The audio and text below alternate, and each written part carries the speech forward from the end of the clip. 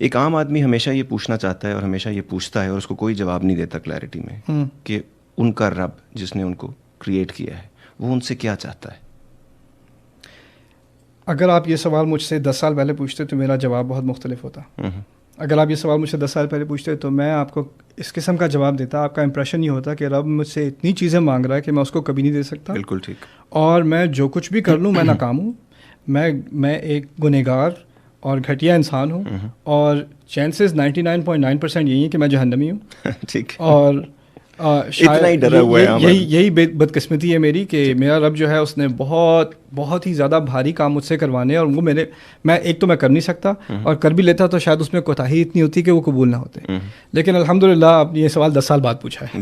یہ خدا نے ہم کو ملایا, یہ ایک وقت پہ ہے جہاں پر میں بھی وہ سیڑھیاں چڑھ رہا ہوں شعور کی, اور ساتھ ساتھ آپ کو بھی, اسی لیے میں نے چاہا کہ میں آپ سے یہ پوچھوں. تو اس سے میں 2-3 چیزیں آپ کے سامنے رکھ دوں. پہلی بات, یرید اللہ لیخفف عنکم وخلق الانسان ضعیفا, سورۃ النساء. اللہ تعالیٰ کہتے ہیں اللہ تعالیٰ چاہتا ہے کہ خاص تمہارے لیے زندگی کو ہلکا کر دے. لیخفف عنکم, تم پر سے بوجھ اٹھا کر تمہارے لیے چیزیں ہلکی کر دے. وخلق الانسان ضعیفا, اور انسان کو تو کمزور ہی بنایا گیا تھا. یعنی اگر تم طاقتور ہوتے تو تم پر بھاری بوجھ ڈالے جاتے, تم پر تو ہلکا بوجھ ڈالا گیا.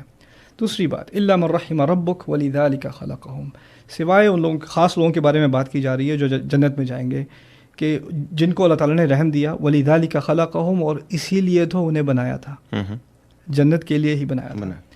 تیسری بات, اولئک هم الوارثون الذین یرثون الفردوس هم فیہا خالدون, سورۃ المؤمنون کی آیات ہیں کہ جنت کا جو سب سے اعلیٰ درجہ ہے اس کو فردوس کہا جاتا ہے.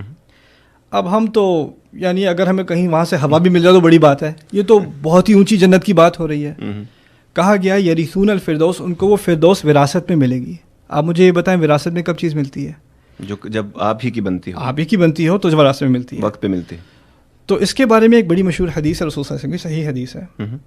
وہ یہ کہ اللہ تعالیٰ نے تمام مسلمان کے لیے, تمام انسانیت کے لیے فردوس میں گھر بنایا ہے.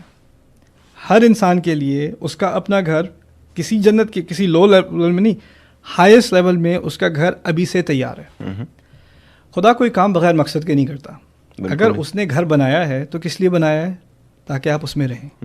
اللہ تعالیٰ کا پلان ہر انسان کے لیے یہ ہے, اس کا ارادہ ہر انسان کے لیے یہ ہے کہ وہ جنت میں جائے, اللہ تعالیٰ کی خوشی حاصل کرے.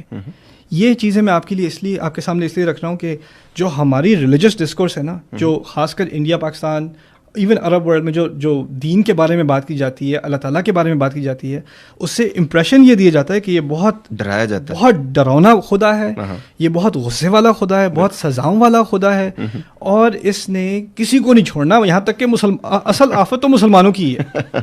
اتنی ڈپریشن ہو جاتی ہے انسان کو یہ خطبے سن کے, یہ لیکچر سن کے, کہ انسان سمجھتا ہے میں اس دین میں کر کیا رہا ہوں یار. انسان دین کی طرف آتا ہے اطمینان کے لیے, سکون کے لیے, اور یہ چیزیں سن کر انسان ڈسٹرب ہو جاتا ہے اور پھر obsessive compulsive ہو جاتا ہے. نماز پڑھی, پتہ نہیں نماز قبول بھی ہوئی کہ نہیں, میں اتنی کوتاہیاں, اللہ تعالیٰ تو یہ بھی قبول نہیں کرے گا, وہ بھی قبول نہیں کرے گا. لوگ میرے پاس آتے ہیں, پہلی بات یہ کہتے ہیں آپ بہت اچھے ہیں, میں بہت گناہ گار ہوں, آپ میرے لیے دعا کریں. یار تمہیں کس نے کہہ دیا تم گناہ گار ہو؟ تمہیں کس نے تمہارے ساتھ یہ زیادتی کی ہے؟ رسول صلی اللہ علیہ وسلم صحابہ کو بھیج رہے ہیں ایسے گاؤں میں جہاں پر لوگ بتوں کی پرورش سینکڑوں سال سے کر رہے ہیں. ان کو جا کر کیا کرنا؟ ان کو ڈرانا, ان کو ڈانٹنا. یسرا ولا تعسرا, تم دونوں جاؤ, لوگوں کے لیے کام آسان کرنا, ان کے لیے مشکل مت ڈالنا. یہ کہا گیا انہیں. ہم نے کیا کیا؟ ہم نے اپنوں پر اتنی مشکل ڈالی, دوسروں کو کیا رہ گیا؟ دوسرے تو ویسے ہی جہنمی ہم سمجھتے ہیں. تو یہ ایک ہمارا رب ہم سے کیا چاہتا ہے؟ کچھ زیادہ نہیں مانگا. عامل الصالحات کے الفاظ آپ نے عربی میں پڑھے ہوں گے, اس کے ترجمے میں جو چیز مسنگ ہے میں وہ آپ کو بتاتا ہوں. صالحات کا لفظ عربی میں اس کو کہتے ہیں جمع قلہ, یعنی بہت تھوڑے چھوٹے اچھے کام. بہت زیادہ اچھے کام ہو تو صالحہ کہا جاتا ہے, بہت کم ہو یعنی ایک ہاتھ میں دو ہاتھ سے کم میں آپ گن سکیں, اس کو صالحات کہتے ہیں. یعنی جن لوگوں نے کچھ تھوڑے بہت اچھے کام کیے. خدا نے کوئی سینکڑوں اعمال کی لسٹ نہیں بنائی. آپ کو ایک دو کام بہت برے ہیں, وہ آپ سے یحرم علیہم الخبائث, جو چیزیں خبیث ہیں, گندی ہیں, فلتی ہیں, ان سے دور رہنے کو کہا ہے. یہ ام الخبائث ہے. ہاں, اور یہ باقی کچھ اچھے کام آپ کو کرنے کو کہیں. یہ فنڈامنٹلز ہیں. لوگ کیا کرتے ہیں, لوگ اپنے آپ کو اوور ویلم کر لیتے ہیں اور یہ ایکسپیکٹ کرتے ہیں کہ خدا ان سے ان کی یہاں تک کہ اچھے کام بھی قبول نہیں کرے گا. سو ہیومن سائیکالوجی کو سامنے رکھتے ہوئے جیسے ہم لوگوں کی طرف سے اپنے آپ کو ایکسپیکٹیشن میں ڈال کے اوور ویلم اور اسٹریسڈ آؤٹ کر لیتے ہیں, ہم رب کے ساتھ بھی وہی کرتے ہیں. ایگزیکٹلی.